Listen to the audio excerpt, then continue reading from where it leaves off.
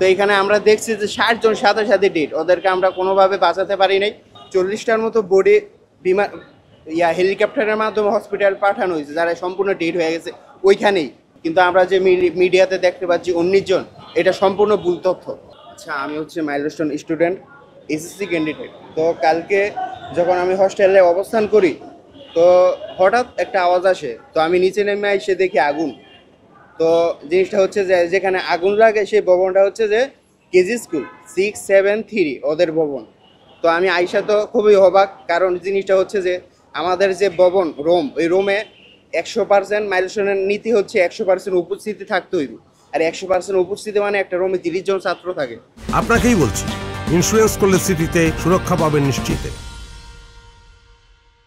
আর আমরা যে রুমে বিমানটা পড়ছে সেই রুমে 30 জন ছাত্র উপস্থিত ছিল, তার উপরে 2 তলা ভবন ছিল। তো একতলায় তো সম্পূর্ণ 30 জন ডেট, তার উপরেও 30 জন ডেট।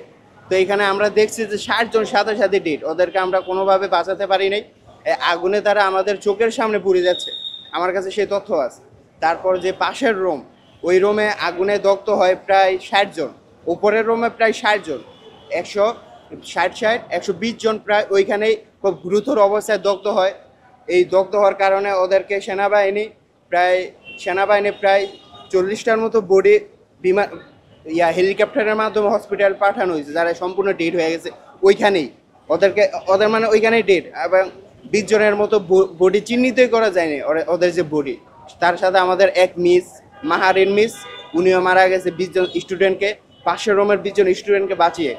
কিন্তু আমরা দেখতে পাচ্ছি যে মোট এই 2 রুমের মোট মারা গেছে প্রায় 60 জন, এটাই আমাদের তথ্য। কিন্তু আমরা যে মিডিয়াতে দেখতে পাচ্ছি 19 জন, এটা সম্পূর্ণ ভুল তথ্য। এই তথ্য আপনারা বিশ্বাস করবেন না। এই তথ্যের এই 60 জন যে মারা গেছে ডেড স্পট, এর তথ্য, এর বিচার আমরা সরকারের কাছে চাই।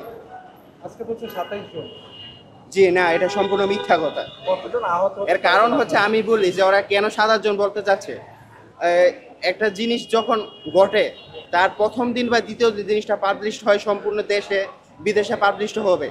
কিন্তু এই জিনিসটা যখন 3 দিন 4 দিন পর কেউ মারা যাবে, অনেকের তথ্য জানবে না যে ওই মারা গেছে, যার কারণে সেনাবাহিনী বা সরকারের ওপর চাপ যাবে না, যার কারণে তারা এই তথ্যটা পাশ করতে চাচ্ছে না। কিন্তু সত্যি কথা হচ্ছে 60 জন ওইখানে ডেড স্পট হয়েছে, এবং আজকে আর কালকে রাত মিলিয়ে প্রায় 20 জন এমনি মারা গেছে, মানে 80 জন। এটা সম্পূর্ণ কানা হয়ে আমরা বলতে পারি যে মারা গেছে।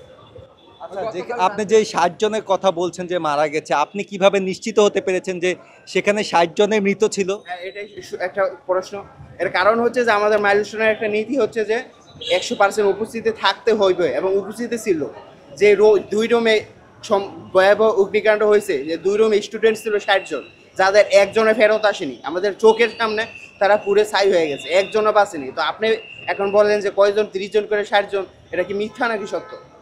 আপনার কাছে এমন কোনো প্রমাণ আছে? হ্যাঁ, আছে।